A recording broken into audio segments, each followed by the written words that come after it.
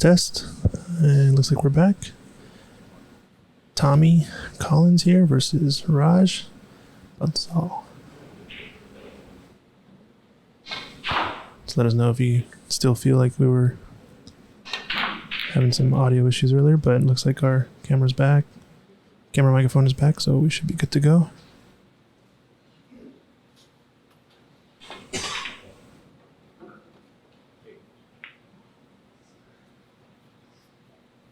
Woogie Man 007, hopefully sounds a little better. We got some room audio going now, so.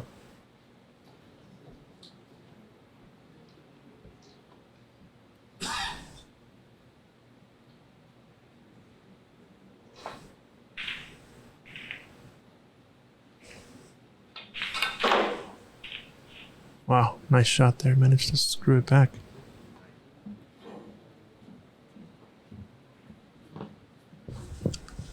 Don't know. What are they doing about the miss rule if there is no ref? As of right now, it's a little bit of a player honor system, but players are kind of reffing themselves basically to the group stage, and if there is a dispute, we have some people in the room that we can maybe help to resolve that, but for the most part, players are keeping track of their own foul placements and all those things, etc.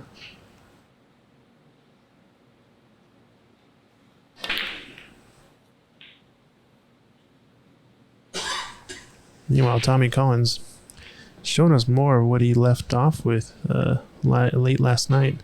I think he was our last match of the night yesterday, so we didn't have too many viewers watching, so we figured we'd get him back on the table. I know he's had a few friends that asked for him on the stream.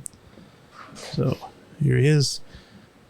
I believe the trophy is named after his father, Tommy Kollins Sr.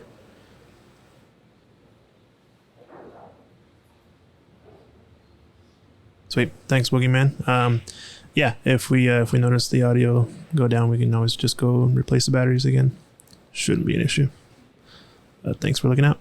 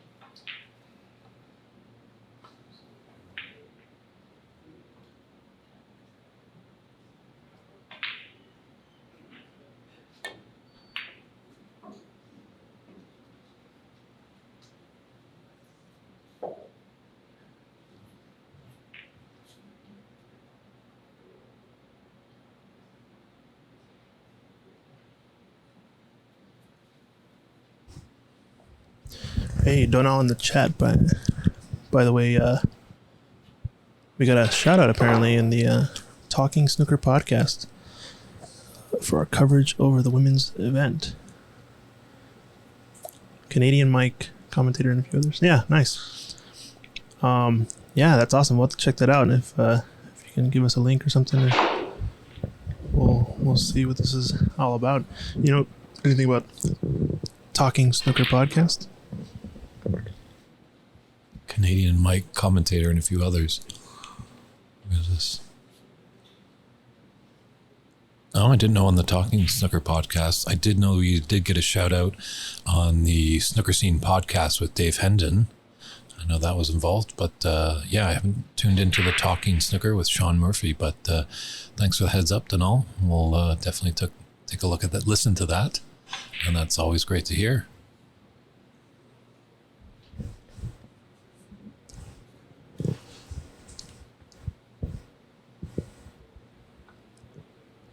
Yeah, Wookie Man is Francis So game on 6:30 our time in about 30 minutes ish. Yeah, I believe she's in the room, and it's a matter of matches finishing and tables becoming available. I don't know what order it is right now. Let me check. I believe her match should be coming up soon.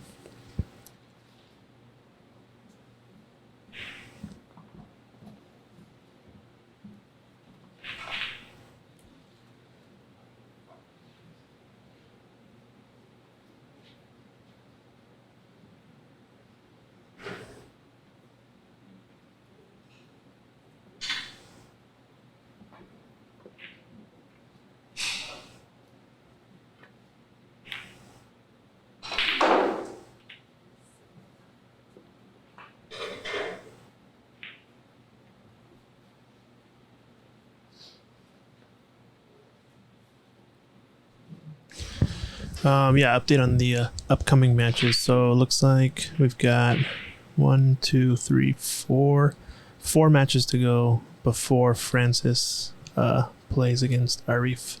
So it's still going to be a little while. Sure, match is supposedly scheduled to start in the next 5 minutes, but I believe we're a little behind. So I'd assume probably within the next hour or so we can see Francis getting on the table. Hey, Dan Peterson in the chat, well deserved. Yeah, you were here to help us get this all started, Dan. So much appreciated. Big shout outs to Dan. Recently moved over to Arizona, but we'll see you soon for the Nick Barrow coaching session coming up. That should be a lot of fun. We're gonna have Nick Barrow in town. He's doing a little bit of a USA tour. Hey, how's it going, Archit in the Twitch chat? Check out Arcsign Gaming. He plays a little lowly known game is called Wormmate. Go check him out on Twitch, Facebook. Arcsign Gaming. Another supporter of Ox. Yeah, so it looks like we got Tommy Collins and Raj going back and forth. Don't think I've missed too much of the score. Looks like we're up to date.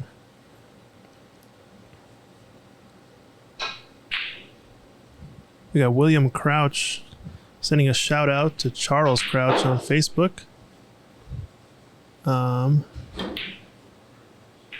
Hey Archit, I think I signed up for Saturday. I don't think I signed up for Sunday because I think we had league maybe. I'm not sure. I think I did Saturday. Either way, I'll be here probably. Yeah, William Crouch, Richard, looks like relative of Charles Crouch. I actually played him in a match earlier today. He was able to take me down 2-0. Strong player is Charles Crouch. Fun playing him, good guy. Just got to meet him and talk to him a bit.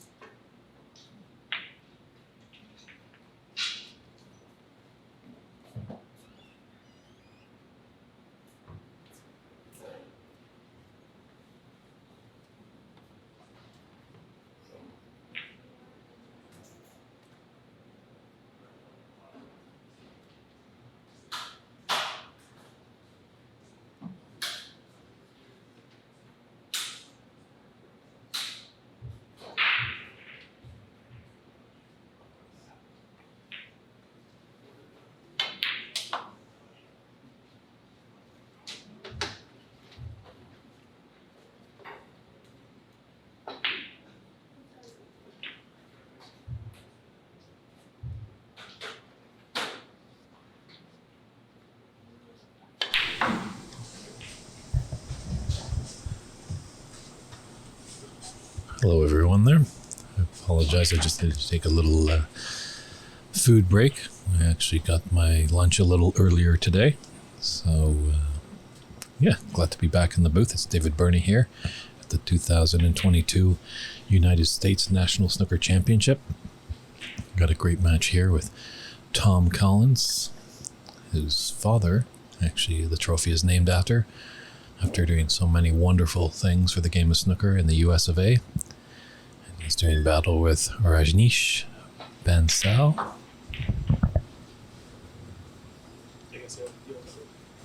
He also goes by Raj, I believe.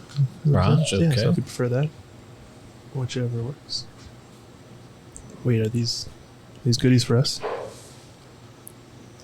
Oh, yes, I did see that, Francis. I think she's trying to woo us and cheering her on, maybe. I see, okay. But, she tells me that they're wife cakes. Yes, And very tasty. It's a sweet thing, and then there's husband cakes that are savory. Yeah, exactly. Tried some yesterday, actually. They're like a puff pastry, and the filling is made of winter melon and sesame seeds. Pretty tasty Winter stuff. melon?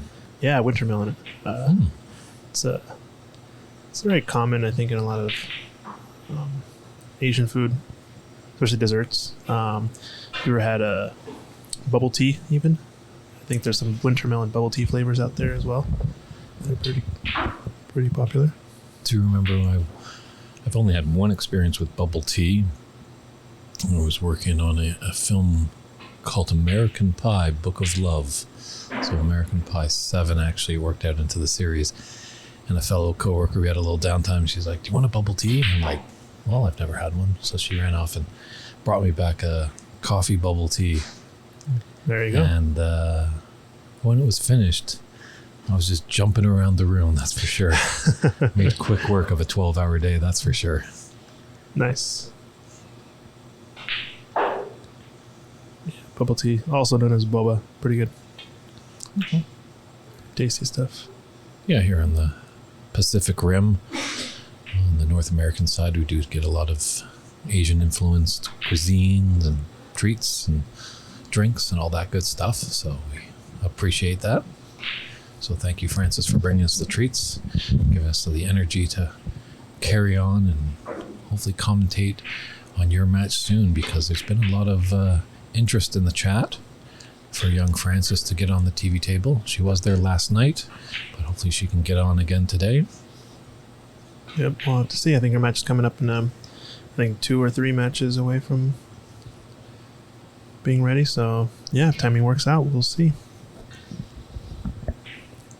Yeah, just with the philosophy of the roll on, roll off kind of idea, just in these early stages, the round robin of the tournament, it's always a fight against time to get all the matches in.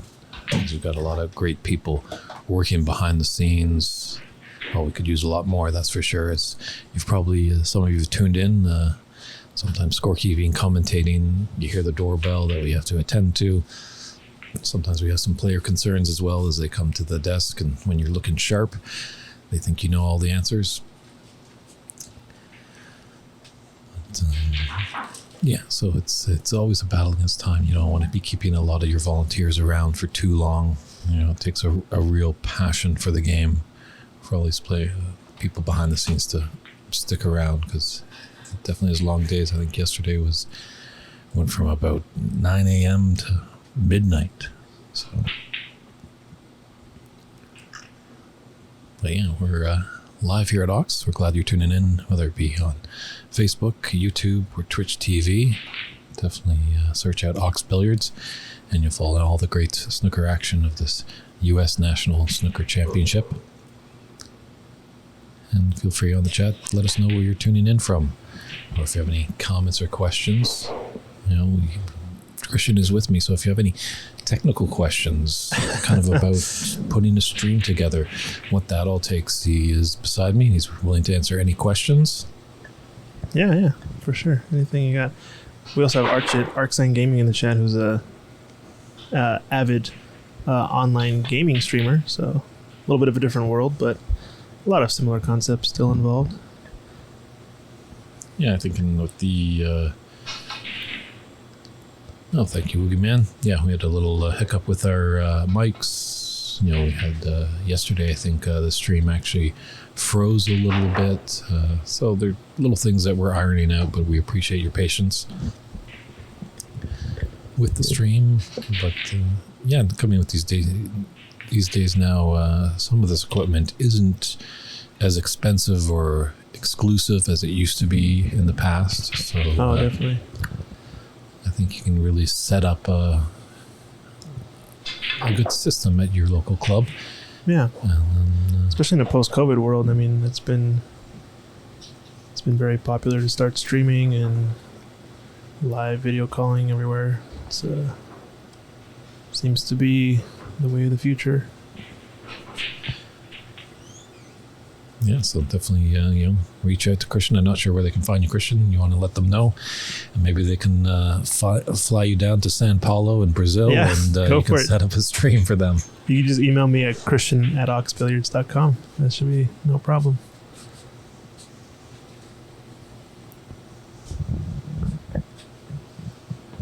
So you are doing a great job here. I'm just looking at the chats throughout the weekend. Christian, a lot of people have been really appreciative of the great picture quality, the great sounds. Created a lot more bass in my voice, which I think people like to hear. Like to hear the bass, huh? Okay.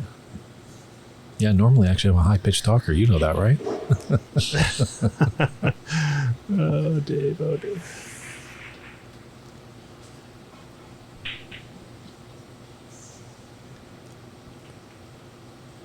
That was really nice. In our last match, we had the defending champ Ali in the booth, and it was great to hear some good insight of him from a player's perspective. And the first American player ever to play at the famed Crucible Theatre in Sheffield, England. So a nice cut there by Tom. Yeah, Ali was representing the US of A at the World Seniors World Championship back in May. Unfortunately, it didn't come out successful, but this game is, you got to lose first, and that teaches you a lot of how to win.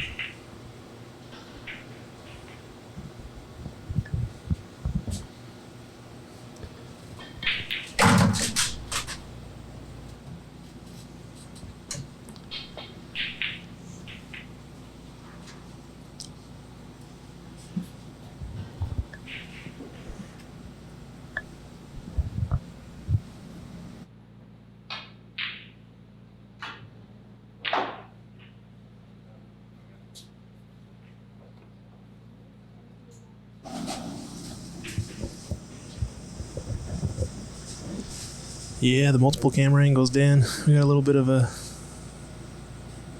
different setup too. We're constantly adding new angles, new things, and we got this nifty angle over here on the side. We get to get some close-up shots of the balls and get in amongst the pack and see what's going on. And only more angles to come. This should be slowly but surely continue to get better. Yeah, you guys are always stepping up your game here at Ox. Probably the next time I come down, there'll be pocket cams. Hey, that's actually pretty good. Yeah, good idea. I think those are pretty popular in the Pro Tour from what I've seen. They are, and you know what? One thing is interesting on the Pro Tour, and maybe we can start a little chat in the community out there. But the Hawkeye viewer, did you ever know about this? The Hawkeye viewer. I think somebody talked about it yesterday, where something about like seeing the path of the ball post action or whatever. It's kind of like an augmented or 3D. Yeah, when obviously there's a little stand and the player's trying to look at the shot, it would create a 3D rendering of the table, and you could look around and see if the cue ball passes and stuff like that. But it was quite prevalent on the Pro Tour for a number of years, and then all of a sudden it just kind of went by the wayside. I'm not sure if it just sure why that fell off. So cool. So it's like it allows you to see even before they take the shot whether or not the ball actually passes or not. And it's mostly just for the viewers.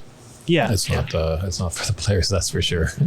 Yeah, I just find it interesting. It's cool to see that. I guess it kind of shows you what's the farthest most point you can hit, maybe on the rail or something like that. Correct. Okay.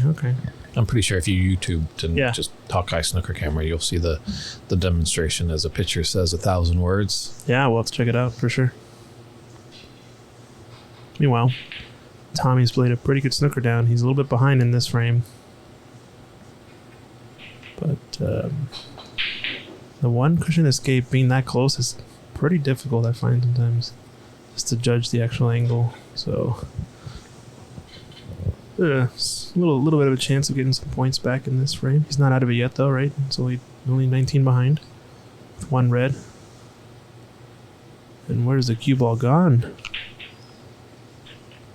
I think you got to put him back, right? Oh yeah, Woogie Man says, yeah, we're replacing the balls in snooker. Yeah, we have a plan for that too. I'm thinking about doing some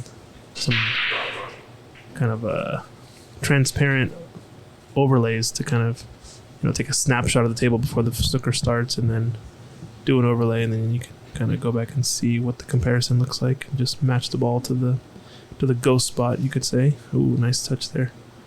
Almost fouled. Yeah, and it always excuse me, takes a team to put it together, because obviously when you look at the pro side, they have the referee at the table, and then they also have a marker, a scorekeeper just off table, and they have the ability to look at the monitors and get that kind of philosophy of that snapshot before the snooker to get all the balls back in the right spot. I think it would be really cool actually if we could maybe provide the referee a tablet at the table. Then it's kind of a one-man show. You can just walk around. When you see the snooker possibility starting, you take a snapshot, and then the ref at the table just sees a live camera feed alongside the other one, and can kind of adjust that at their own will instead of having another referee telling them take a step towards the pink spot, step towards the blue spot. I always found that a little bit strange at times. But as you've probably seen, it's tough to do multiple things at once. So sometimes those referees have to fully concentrate on the match at hand. Exactly. Yeah. And then there's that learning curve of learning it all. But hey, as we've always said, baby steps. Yep. Just continue to improve. That's all you can do. Mm-hmm. And over time, it's just going to get better and better. Looks like a brown natural safety here. Long snooker, but you fancy him to make this contact one cushion.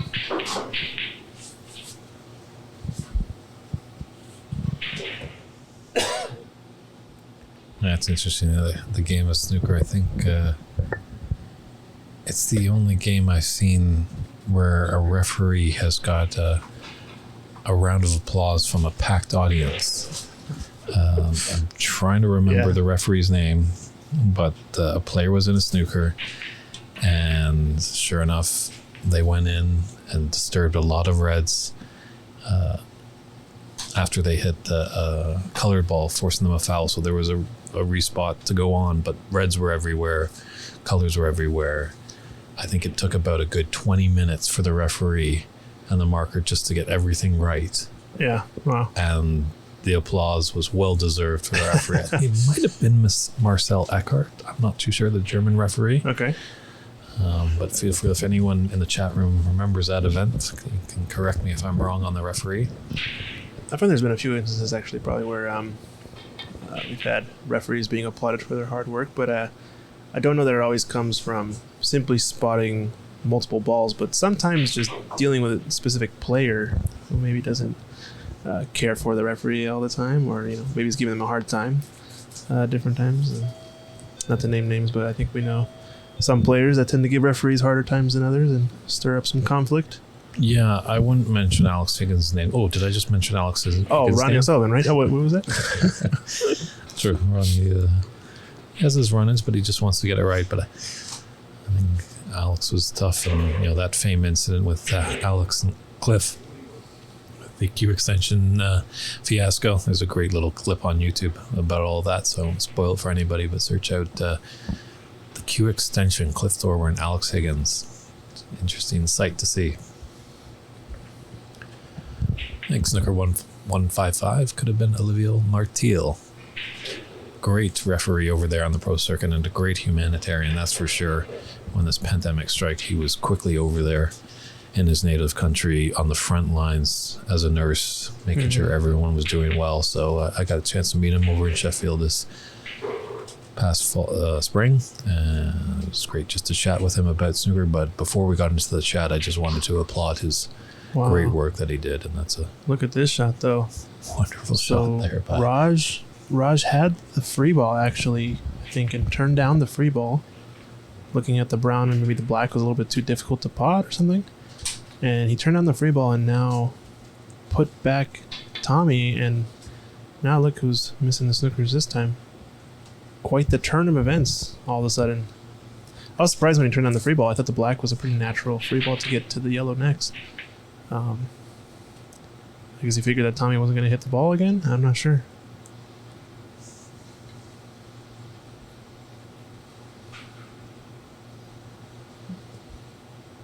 Yeah, it's an individual sport, so as much as we might have our opinions on what a player should have and shouldn't have done, they have their reasons. Looks like second foul and a miss. And he's going to put him back for a third attempt. Yeah, I don't know if I would do that if I was Tommy. That's not a bad yellow to take on. He's got the angle to come off the cushion, and I guess just the green is blocked by the blue. Players are discussing something, I believe.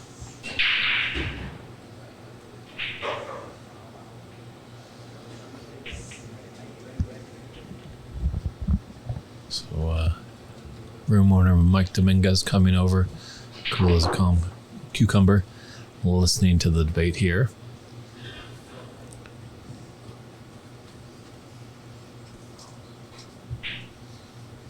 Players discussing, so I wonder if it's a respot rule. So 54 ahead. Looks like Tommy respotted once. So Tommy was at 34 to 54. So that would have been a 20-point difference. But there's 27 available. So I'm not sure what the dispute is about, because he definitely has the ability to make him shoot again twice. So I'm not sure what the problem is. Likewise, yeah. Boogeyman sees this waving in the background. Yep, that's us in the commentary booth.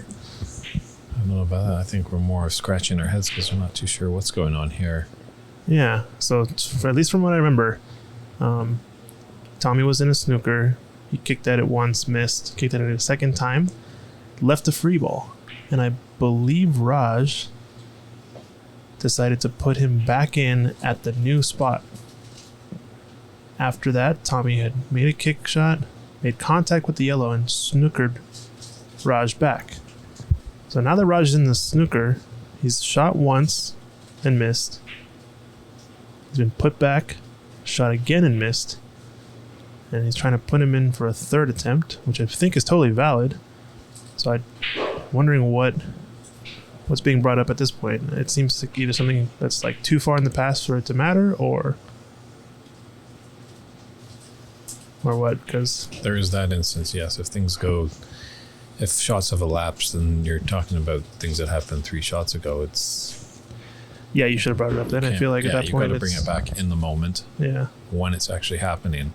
But if I recall that stuff, it doesn't seem like anything was necessarily wrong to me. In terms of any rules broken or anything, I don't think anything went incorrectly. Well, Raj is a little bit upset, it looks like, by what the result of this has happened.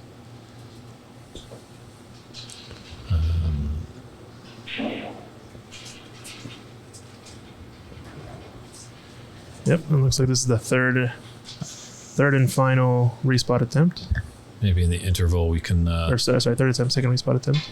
Of this frame, just to find out what the issue was there. Actually, Mike Dominguez, who was at the table hearing that whole interaction, has come in to the booth and is giving the lowdown to Christian. So Christian will be back to report to us what happened between Raj and Tom there.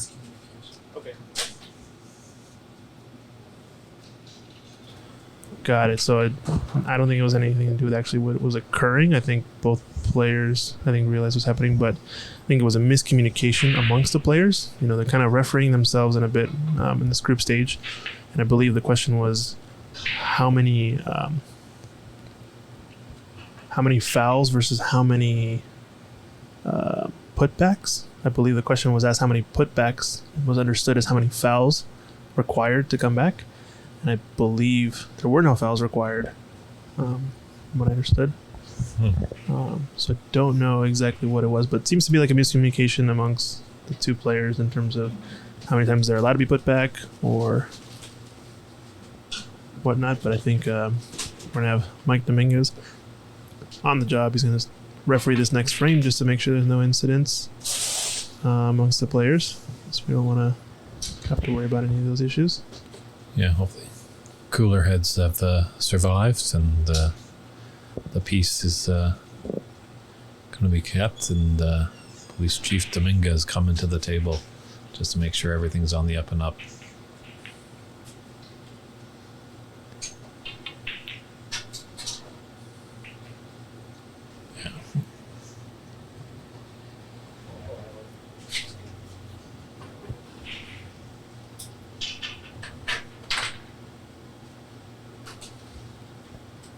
Yeah, I know there has been some incidents on the pro scene where I think the great Dave Hendon actually spotted a foul and nobody else had seen it, but they continue to play on.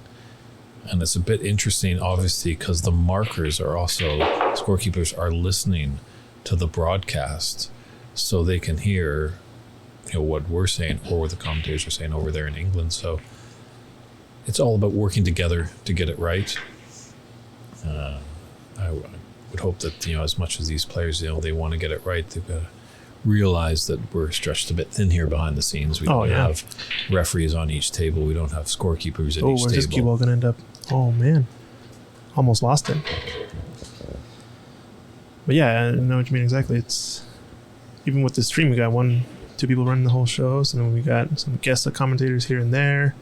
These are long days, a lot of matches going on. We got 36 players in this field, 37 I think, maybe one dropped out. Yeah, a lot of stuff happening behind the scenes that people may not be aware of, but we're making it work. Hopefully delivering something positive, beneficial to the audience, and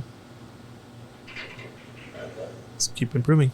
Yeah, at the end of the day, with the stream and with our commentary and all that stuff, what we're on is give you people great entertainment, give you a little breath of fresh air, get you to see some great snooker action, maybe hear some great tales, maybe a few jokes here and there, great insight from players that we have in the booth.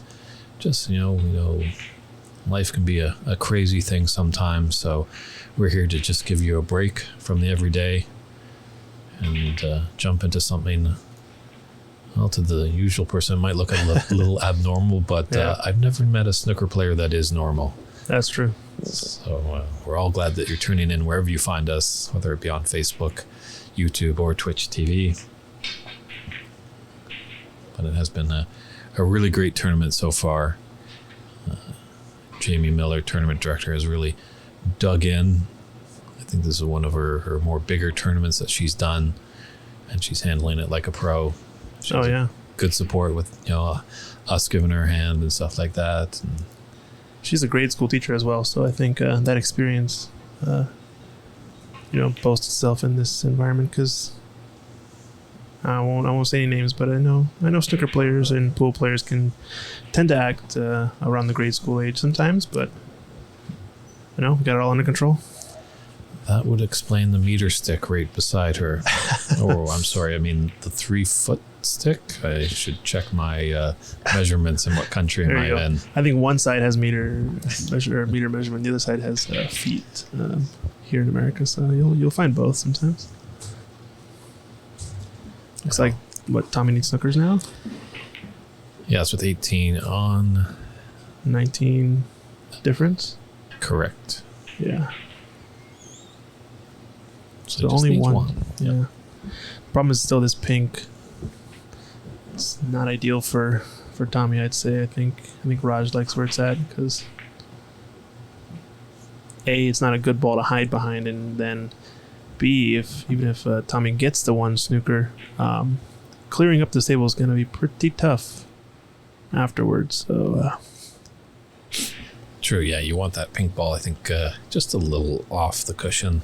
Well, now for snookers. What about this, where he pots this and actually busts it open in the next shot, and then he plays snooker with just the black? I mean, he's practically playing snooker with just the black anyway. He's just doing it with the blue instead of the pink. But if he were to have potted that blue and opened up the pink, and then started playing snookers with that, I mean, might not be the most advantageous because it gives him one less ball or one less chance to play with, but. Exactly, yeah, like it's, a flip of a coin there. I think sometimes it comes down to comfort, what you're seeing there. Yeah, because sometimes, there's that extra ball that your opponent could cannon into. But then the less table, you actually have to hit that ball, so swirling around. So a lot of factors come into play. Mm-hmm. And as we see with the wide variety of players, different skill sets, it just always comes down to comfort. What they yeah, exactly. I guess it's my engineer brain talking, just trying to be as efficient as possible with every single possible shot. Definitely not easy to do per se. So a little bit of a battle, gonna go back and forth here. Watching Tommy's match from last night, I could tell he's quite the more conservative type player. So he definitely knows what types of shots to take to kind of keep his opponent at bay. So you expect him to make kind of, quote, the right decisions on a lot of these snookers or snooker attempts. But we'll see what he's got.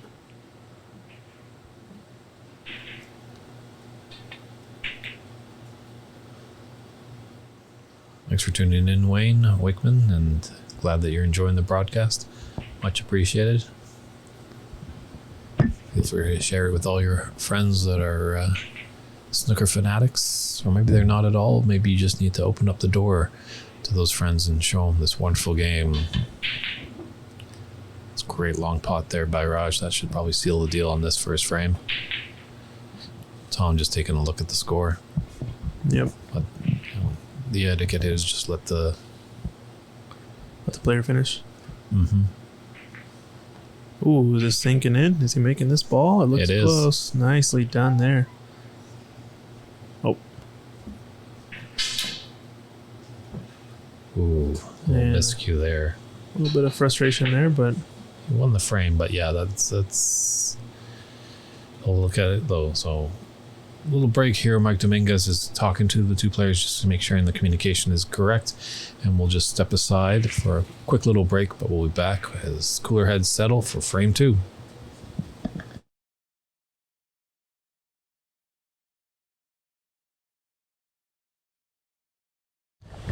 And we're back here with frame 2 action between Tom Kollins and Rajneesh Bansal.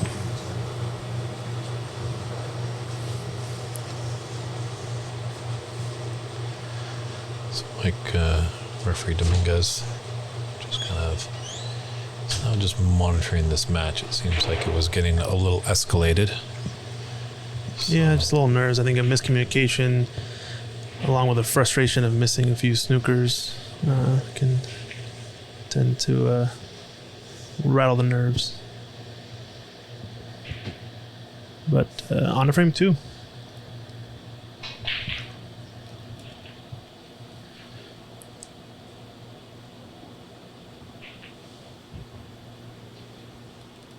I like having a referee on anyway. Oh, he missed it on the way in, and he's a straight cuer because he missed it on the way out as well. Yes, that's true. Tom's been around the game. He can definitely cue the center of the cue ball. That's definitely something that I struggle with. Yeah, Ark signed in the chat. Archit saying perfect cueing indeed. He came just on the slight close edge of that ball, and it came back the same exact way. I think isn't it to the left? I don't know if he was. Yeah, he had a free look at it. I'm pretty sure he could have gone straight through. So yeah, he went straight through. So he definitely had a view at both the balls. I would say it's probably a shot that was not expected that he would foul and miss, right? Mm-hmm. So maybe Mike just didn't necessarily. But Tom's just been around the game. He just wants that thin cut on that red. Yeah, I think it's about in the same spot. It's just a little bit farther back in my video feed. I don't think it was actually a full ball snooker either, right? So if he had fouled a second time, it would have been a warning from the ref. That is correct. That is correct ruling. You know, if there is a red ball on and you miss twice, you'll be warned by the referee. If you miss again, you concede the frame. As well, when we don't have a referee in the room, the players are doing a good job of that, of warning their opponents of it. Ooh, nice pot there. Raj throwing some strong potting in a few of these. It is, it's dry reading, but anyone that wants to get in this game of snooker, I always say, pick up that rules book and just get informed. Yeah. And get it from the source, too, because a lot of people get this kind of he said, she said scenario of like, oh, well, I always play with these rules. I thought that was the rule the whole time. But when you only get your information from people who tell you a certain set of rules, you're not always necessarily going to be right all the time, or you might end up in these situations where you thought something was a certain way your whole life and find out the rules say otherwise officially. Oh no, he potted that black. That's unfortunate.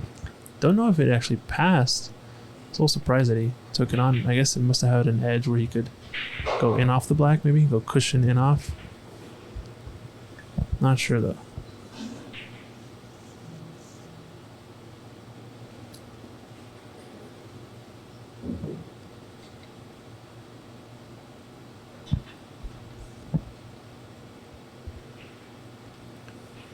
So I'm just gonna cut off this strap ever so gently. Give it some pace and get back into bulk. He's gonna get by that blue. He does. Now, both these players have only played one match so far, so still seems like the group is pretty wide open. Believe we got Group E: Stephen Wong, Shakib Karim, Kevin Quay, Raj here, and Tommy. Looks like Stephen Wong on top of the group. Is that right? It does look like it. I'm looking at the standings where you can find on cloudsnooker.com. Just taking a look at it on our other monitor. This is actually big importance here between Raj and Tom, because the winner of this puts 2 matches to the good, and that would tie with Stephen Wong atop in Group E. Yeah. So, I think Stephen Wong has yet to drop a frame in this group, but I don't think he's played either of these two players yet. So that could also mix things up a little bit. So still a lot of snooker to be played in this group, and the rest of the bottom half of the groups that are left.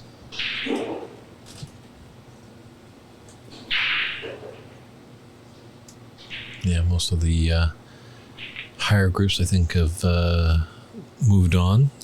Some are going home and some are sticking around for the knockout round. So we got a little business to do on the bottom half of those groups. Now Raj's in a tricky spot, so he potted the red, right? He's only on the black as a color, but he's just really, really high on the black. So what's he gonna do here?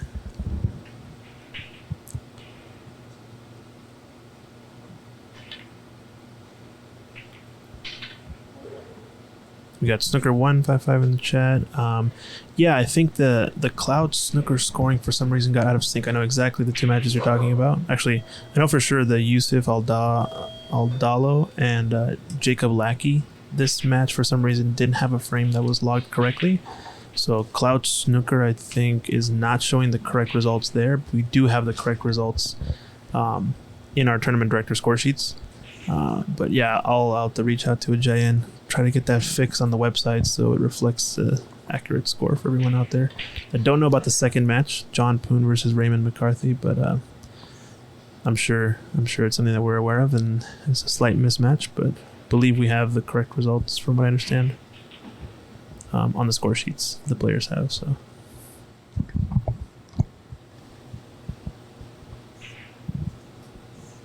Like we say, it takes a community to put all these tournaments together, so we appreciate for your 2 cents out there. Snooker 155, all the way in Deutschland. Ooh, we took on that red. I guess it's relatively safe up table. There is a red up there, but not super exposed.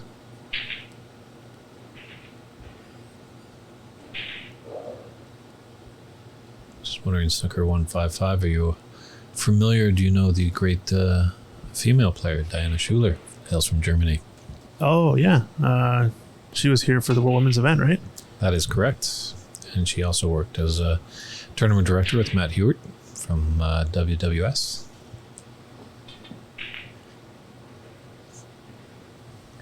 Ooh, look at this shot.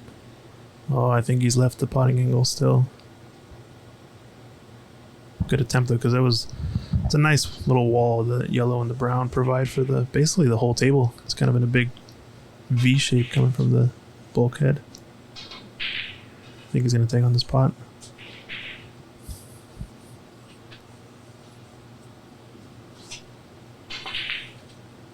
Oh, we went for the corner.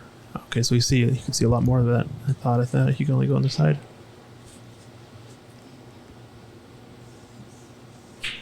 Oh, look at that. We do have Diana tuning into the stream. It must be late back there in Germany. It's 3:30. Diana Schuler in the chat. Thanks for the shout out over on Facebook. How's it going, Diana? I didn't get to meet you, unfortunately. I was on some vacation stuff, but next time I'll get to hang out with you and all the lady snooker players. I know you guys y'all had a blast when you were here. Sad I missed it, but a lot of good snooker from what I could tell remotely watching the stream. Boogeyman says, was the lady brushing the tables a player at the club? Not sure. I believe that might have actually been Jamie Miller, our tournament director. Oh, yeah. Yeah, that's Jamie. She was on the stream, I think, brushing a few of the tables in between matches. Doing a great job out there.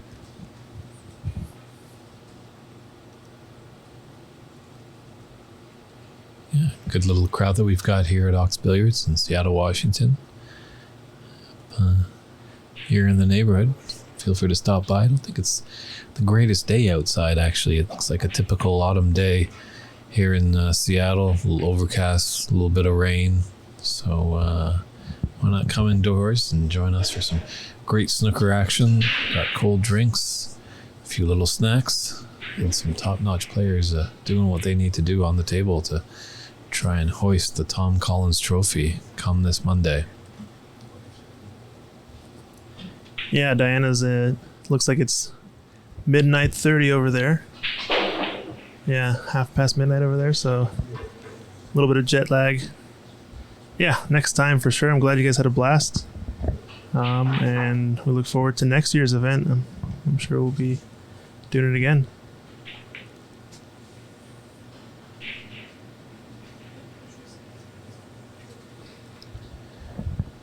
So yeah, I think Jamie made her snooker debut in last week's U.S. Open. So I just can't remember if she popped up on the stream. She must have, as we did try to get all the players in the tournament. That's one thing that we do strive for with these matches, with these events, is to get all players in the early stages onto the TV table. Sometimes things just don't work out that we can't make it happen because there's a lot of matches to get through. And the availability sometimes goes against us. So we hope to get your favorite players on, but we do apologize if they don't. But hey, snooker is growing in the US of A, so and so is our streaming. So I think you'll eventually at some point see these players. Well, nice little pot there from. Yeah, it was to Tom Collins. Tom Collins with a K, from what I understand, right? Yeah, I guess his actual surname is Konolowski. Yeah, Kalinowski. So, but he's the one his trophy commemoration is we named the trophy after. Which we gotta get that trophy out at some point. Maybe post it out there so everybody can see and know what they're playing for at some point. Maybe just on the bracket stages. Maybe get it on the live stream. We can get a good little close up shot of it. Maybe it's one of our. Sure, we can't give all our secrets away at the beginning. We got to attempt and bait these viewers. That's true. Yeah, the trophy looks mighty special from what I could see. I saw some pictures of it. I haven't seen it in person yet, but it looks pretty sweet from the sneak peeks that I got. Don't worry, audience. I'm there with you. I haven't had a chance to see it. All I see is a big cardboard box, and it's definitely a big box. So I don't know. Is this trophy mimicking the Turkish Masters? Right? I don't know. It's pretty wild. It's got to be good in that case. Ooh, watch out for the corner. Pops that. Mike Dominguez on the job. Officially trained as a Snooker Canada referee, I believe. So. Yeah, Mike came up back in 2018 when we had the great Scottish referee Michaela Tabb come over. She took on 15 students in Vancouver, I believe 16 in Toronto, showed them the ins and outs, shared some tales of all of her experiences over on the pro circuit. Yeah, and hopefully more and more people can come out and referee. You know, it's got to be a little bit of a labor of love at the beginning right now. You know, we don't have all the sponsorship in the world, you know, to pay people their actual rate. But it's always good to get experience. We're doing our best, trying to build it up. Eventually, hopefully, we'll get some training sessions here at Ox and get some trained referees for events like this. Yeah, someone in the stream yesterday was reaching out to maybe get Desalava over to do some refereeing. I think she might be a bit out of our budget, but maybe in our budget to come over and do some referee clinics. Yeah, definitely. But sometimes it's just getting a bit tougher because the circuit and snooker on the pro scene is almost getting close to being year-round. They do have a little bit of a break after the World Championship. Yeah, in the summertime. That's when we were able to snag Judd and Ricky in the past, I think, because they had a little window. Yeah, it's come a long way, that's for sure. I think way back in the early 2000s, the pro game was in a tough place. As they, I think, only had maybe about 6 tournaments. So thanks to the great help of Barry Hearn, he's really done well to promote the game and really expand it. Yeah, Woogie Man, I hear you out there. Yeah, adding a super chat in the YouTube stream would be cool. Just gotta set it up in the process of doing some other stuff as well. But if people want a tip, for sure, you can always, I think, Venmo us even at Ox Billiards Venmo. You can go look for the link. I'm not sure if it's in our Facebook, YouTube descriptions or not. So what is a super chat? I'm more of an analog kind of guy. Super chat. I think it's a way of actually sending donations to the person streaming. And then when you send a donation, you get a little bit of an alert show up on the screen, or the streamer can set up whatever they want for whenever somebody donates X amount. Oftentimes people will say, $100 donation or higher or something. You'll get this massive takeover of the screen and everything freezes and stops, and everybody in the streams kind of recognizes whoever's donating a large amount. But it also will just show random small donations if people want to donate a few dollars at a time, etc. Helps keep things running. So definitely need to set up those things on YouTube and Facebook and Twitch. Just part of the big to-do list to do. That's all. Good to know, Dr. Snooker. He says you need 1,000 subscriptions. 1,000 subs. Yeah, exactly. I think a lot of these actually have requirements for subscription counts and also follower counts, right? I think if you can gain so much in each category, then you sort of become affiliated with the platform. But yeah, just trying to build it at this point, trying to build the following and the popularity around it. It's the main thing. Yeah, I was getting a little worried there. 1,000 subs. Sorry, I've already had lunch, so I'm all right. And it looks like the players have a slightly incorrect score. I'm going to go see if I can try to fix it really quick. I'll be right back. Sure.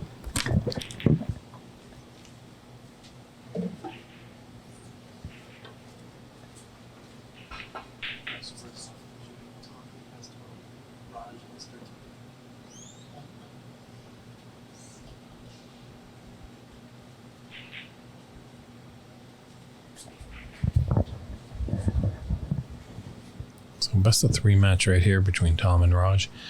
Quite important here. Both these players are sitting at match one, and Stephen Wong is in their group with 2 matches won. So the winner of this match will catapult themselves into a tie for first in the group. The top 2 players in each group will be moving on to the knockout round tomorrow. Top 16 matches will begin at 9 a.m. Pacific Daylight Time over here on the West Coast. So calibrate your clocks and watches accordingly. 9 a.m. But still a lot of great snooker action here on day 2, moving day.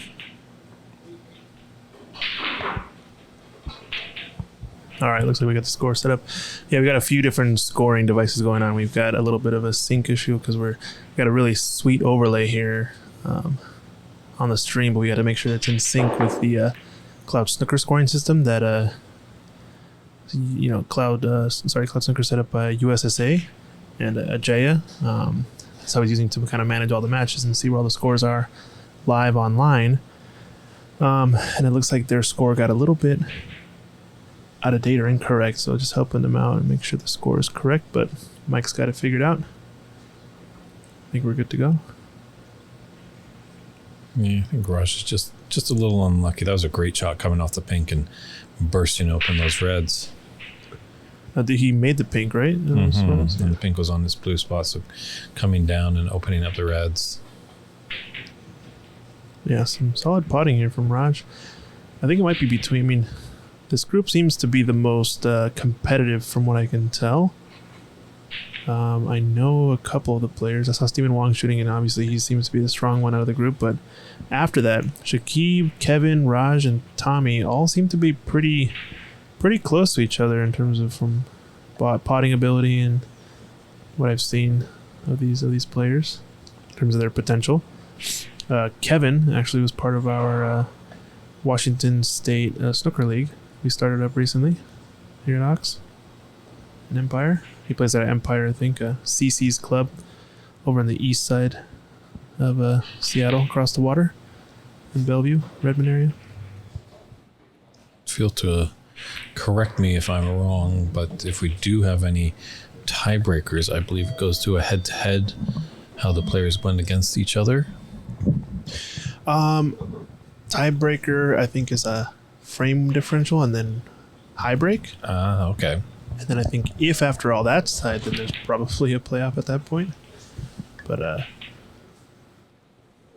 not actually sure.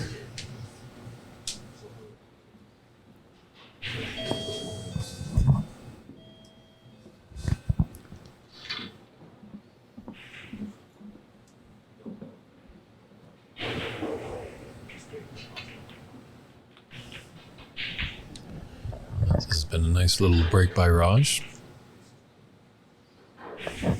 Short little compact shots. Really helped with that pink off the blue spot. He really opened things up. But he's got a tricky black here to continue things.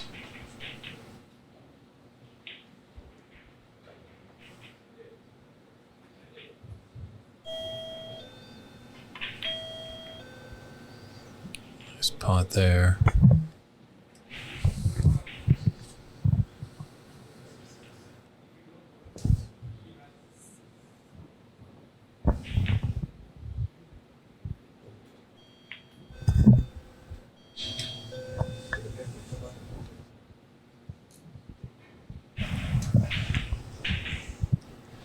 Yeah, looks like he's on a 37 break as of right now. Or no, 36. I think our good friend that came in the booth, Ali Alaseda, has the high run of the tournament so far. El with Said? 93. Yeah. No, 93 is actually incorrect from what I heard. I think he's around 66 or 68. I think that's the high break of the tournament. No. We'll have to check out cloudsnooker.com, as that has all the stats, live scoring, the standings in the group stage. So we know a lot of you out there watching on the stream have access to all the computer tabs, so feel free to chime in. Always depend on the kindness of our fellow journalists out there. Yeah, looks like Snooker 155 clearing up for us. Matches won, then frame difference, then frames won total, then head to head. Okay. Yeah, I know it still says 93. I'm not sure there's a way to change that or not, but I think I'm not sure if the 80 also for Jackie was that a legitimate high break? I think it was. The 93 I know is not. I think Yeah. I think Ali had a 66 is what he said. Okay. I think they actually recorded both, like 2 breaks back to back accidentally. And then that was what looked like a 93, and I think he just logged it by accident in the software. I'm not sure if it's possible for us to edit it or not, but from my understanding, it's either Jackie's 80 is the current high break, or a 66, I think, from either Jackie or Ahmed. I think both players have been high breakers regardless in terms of the tournament so far. I'm not sure what the next highest breaks have been. I don't think people have gotten past 50 from what I understand. I'm not sure though. Sure. Maybe we'll just, when this match comes to a close, we'll check in with our tournament director, as she has written everything down the old-fashioned way. Dr. Snooker's giving us the goodies. It's like a 61 for Raymond Fung, 66 for Ahmed. Yeah, I think the 66 is his actual high break in this tournament.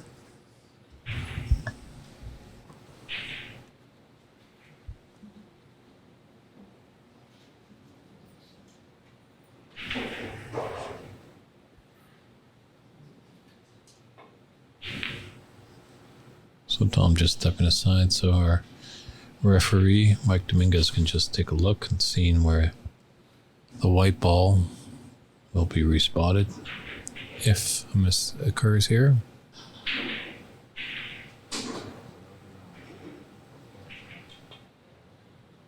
Looks like contact to me. Nice. Not a bad shot there.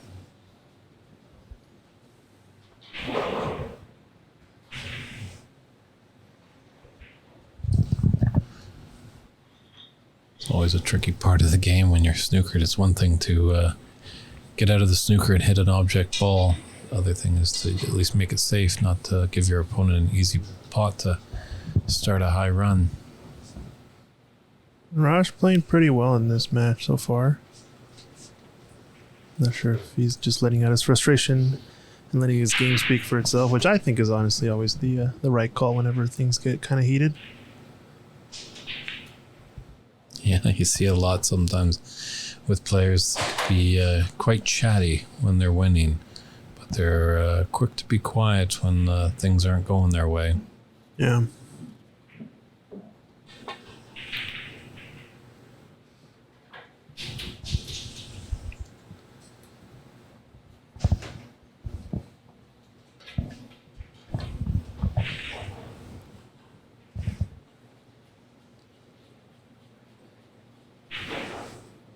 Okay, so we have Nitin Mehta with a 58.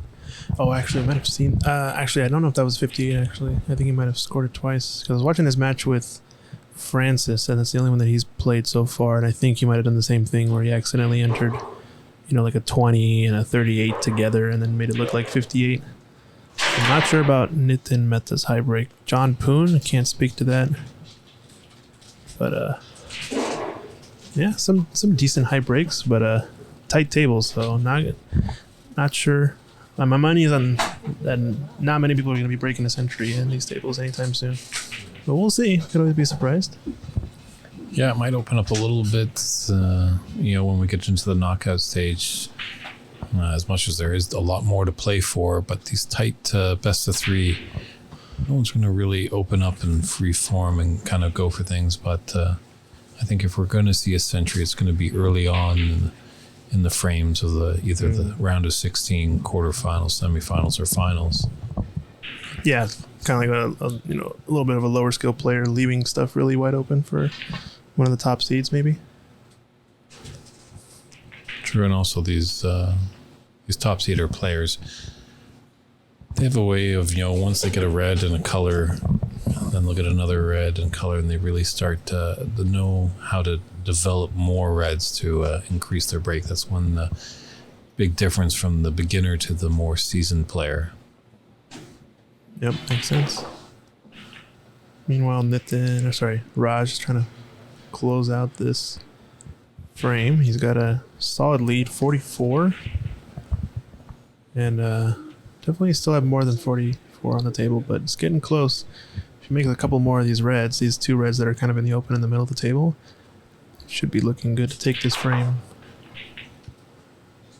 It's got nice position here, nice angle for it. Yeah, 50 in it and 59 on the table. He's got a nice little spread on the bottom. I think he can run through to be on the black. Yeah, this isn't looking good for the Tom Kollins fan club. Having one frame of loss already. He's not out of it, but uncharacteristic miss. Looked like he was going to take this frame out, but he does have a saving grace with that red on the cushion to the left side, as Tom needs to take these three reds, all with blacks and the colors, to force a black ball respot. Just a tie, huh? Just a tie. It's all order. Second, he's already framed down too. I think he tries to break something out here. It looks like he may be trying to manipulate the cue ball a bit. It's a little risky if you ask me. I don't know. Kind of has to though. Or you could just take the pink, knowing that you have to kind of go into it with one snooker required.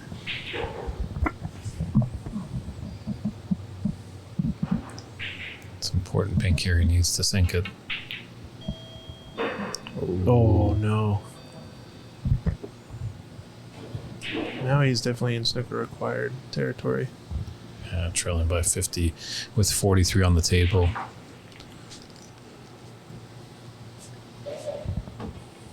Like if he was going to miss Tom, it would be better to miss on a red than a color. Yep. That's kind of always one of the funny things I find about snooker is like, oh, I made a ball, but if I don't make this ball, or it's a specific ball, it could actually hurt you because that's the only time it's available. It's kind of a strange conundrum.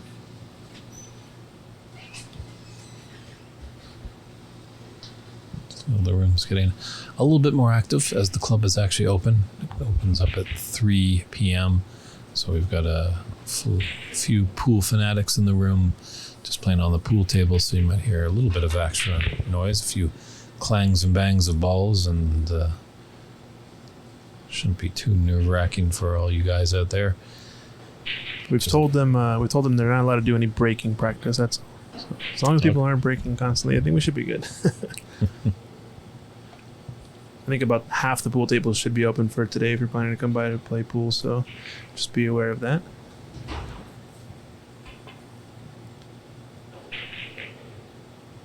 Oh, interesting shot there.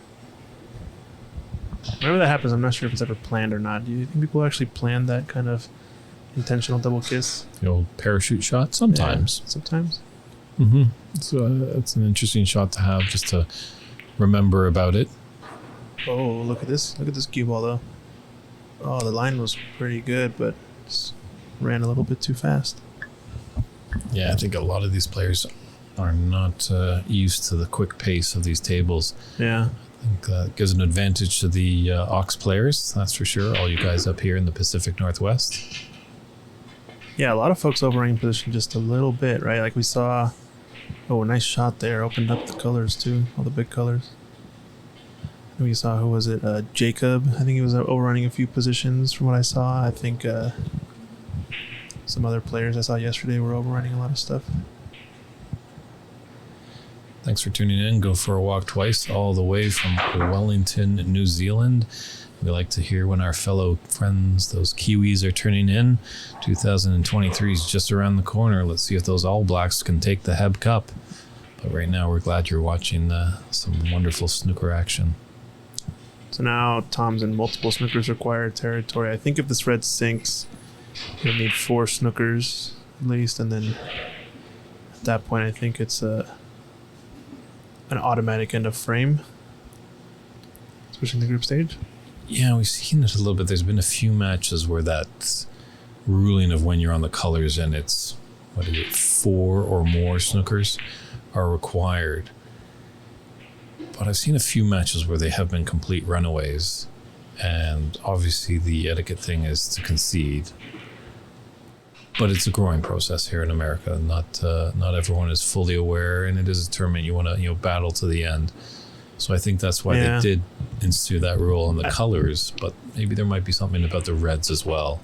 I think I found that a couple of times that people were actually choosing to kind of need 4 or 5, 6 snookers, etc., but they're on the red still. And I think it became more about just it was the first frame in the match, or down already, you want to get the arm loose and start making some pots.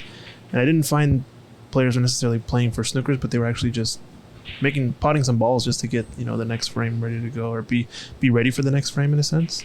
I'm not sure if you consider that unsportsmanlike. I know some of the pros actually do that sometimes. It does technically speed up the frame because you're no longer just playing for snookers. Yeah, there's a time usually, if you're in that you're so far behind and the frame is out of reach, a player will come to the table and just want to get the arm going, just pot a few balls and stuff like that. Yeah. But if you're not potting balls, it's, just the proper thing to just be like, all right, let's carry on. I'll take my medicine. Let's get to frame 2.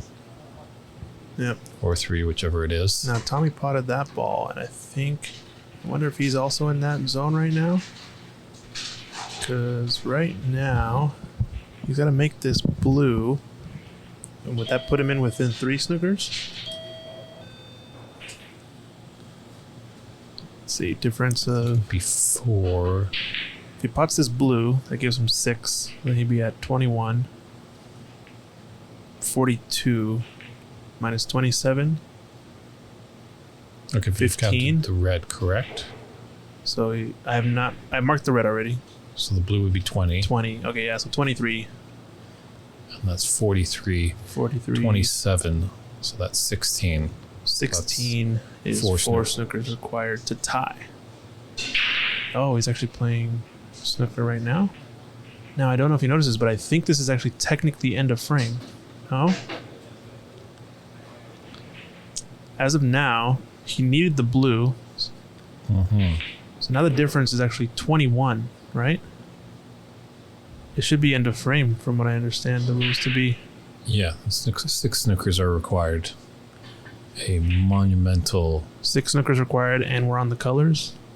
Mm-hmm. Looks like the players are playing on, and Mike hasn't said anything about it, so we'll let it go. But yeah, they didn't even actually get the snooker, it seems. I don't think it's supposed to continue on, actually. I think our tournament director is just coming over and possibly confirming it, and referee Dominguez is coming over to speak with Tom and letting him know of the ruling. Oh, I actually have the wrong... Oh, it's actually... I think my score is wrong. 20... No, Tommy made that ball. They're okay. 1 sec, I'll be right back. His score shows 64-14. It's actually 15-63, but it's still 6 snookers. So I think anyway, Slice said a lot of snookers are needed here for Tom. So handshakes all around there. Hopefully these guys can bear the hatchet of a little upsetness that happened in frame 1, that is. But Raj, that's a good victory there for the Raj and all his supporters.